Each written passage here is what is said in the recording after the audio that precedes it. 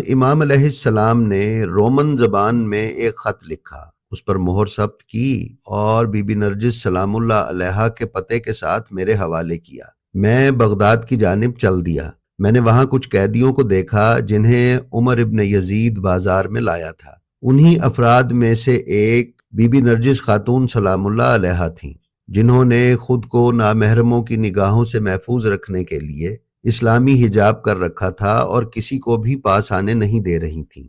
मैं इमाम अली नकी अलैहिस्सलाम के हुक्म के मुताबिक उनके करीब गया और ख़त उनके हवाले किया। वो ख़त पढ़कर बहुत ज़्यादा रोईं और अपने लाने वाले से कहा कि मुझे इसके साथ रवाना कर दे।